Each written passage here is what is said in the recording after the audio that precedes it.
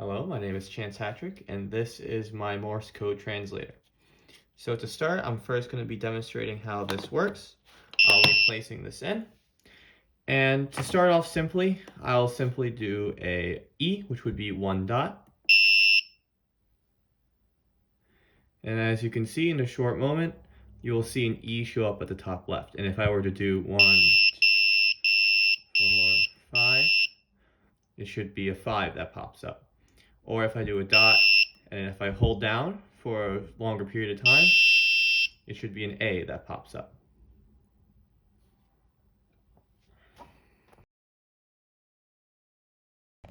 Before I begin discussing my circuit, I feel it's important for me to explain what exactly Morse code is. In my case, I used International Morse code. Morse code is a system that represents alphabet, numerals, and punctuation as an uninterrupted series of dots and dashes. These dots and dashes are transmitted as electrical pulses of varied lengths of time. Typically, a dash is 3 times longer than a dot, and a space is equivalent to the time duration of a dot. The American version of the code was invented by American inventor Samuel F.B. Morse during the 1930s for electrical telegraphy. Essentially, the goal was to be able to communicate with others across a long distance in a short period of time. The cell phone had not been invented yet, and so Morse code made communicating much quicker.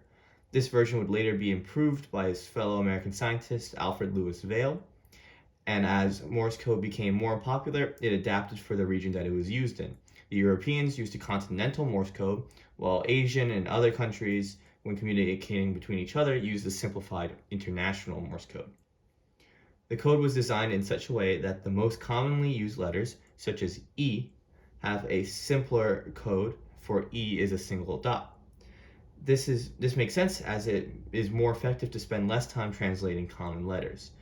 To address miscommunication, letters are typically at most 4 inputs, while numbers are at most 5 inputs.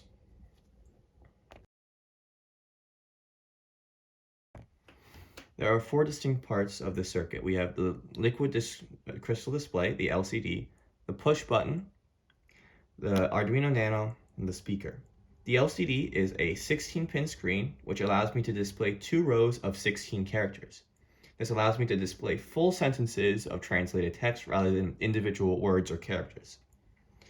Though I considered using a OLED instead, but because I already had a LCD and the fact that the shape was perfect for my project, I opted over the OLED for the LCD. The push button is the input device of the circuit, which allows me to use Morse code. It communicates with the Arduino Nano using interrupts, which I will discuss in the software section of this video, to determine if the input is a dot or a dash. The speaker is a device which allows me to audibly indicate the length of an input. Using the speaker after the button has been pressed, the Nano plays a sound from the speaker to indicate if the input was a dot or a dash.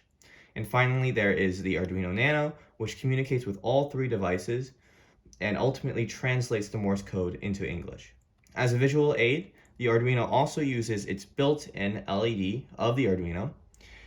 Though I considered using a separate LED for this project, I opted to use the built-in LED for the Arduino Nano just to save space for the potentiometer, which will adjust the contrast or the intensity of the backlight of the LCD in order to improve visibility. The goal of the code for the Arduino Nano is to take the inputs from the push button and translate them into English, into full sentences.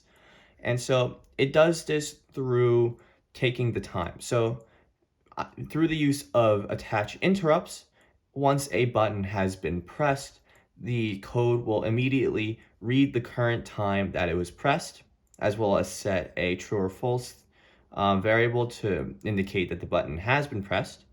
And so once the button has been released again, this variable is turned to false, and then we take the time again to find the difference between the time which it was pressed and the time which it was released.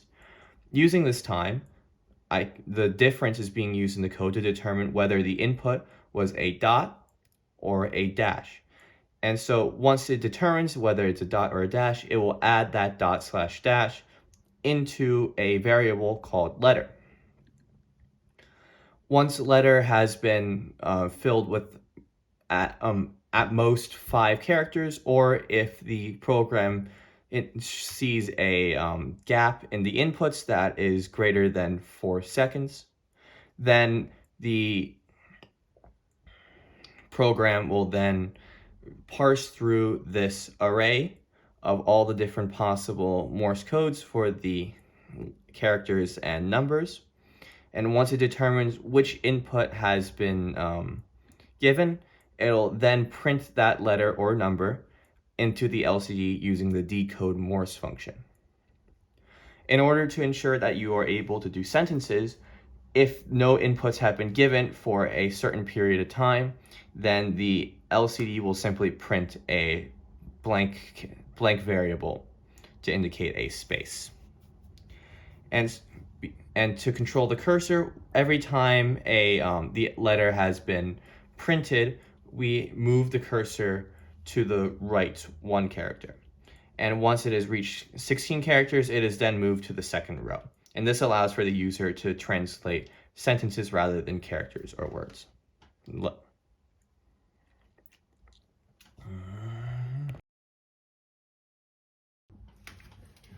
Now, the design was certainly the most challenging part of this project. You may notice, if I flip this over here, that you may see that there are wires that are wired directly to the female header rather than the LCD connected to the PCB. And this is because while designing my PCB, I naively chose the 20-pin LCD to be printed on my PCB rather than the 16-pin. And so in many cases, such as my power and ground, should I have added this directly onto the female header, it would have shorted the LCD. And so the solution that I thought of was to add a 3D print an additional case on top of the original and then solder in the wires individually into the female header. That way the PCB can still work, and at the same time it also allows for you to use the button and the potentiometer, which would normally be slightly covered by the LCD. The PCB design is relatively simple, with the LCD on the top for visuals, the Arduino Nano on the bottom to power the circuit, as well as for the LED. The potentiometer is in the middle to control the contrast. The speaker is also close to the middle, so it's easy to hear, and the button is off to the side. The case is also relatively simplistic in order to hold the PCB, and also the additional is also very rectangular in order to hold the LCD and also to fit onto the case.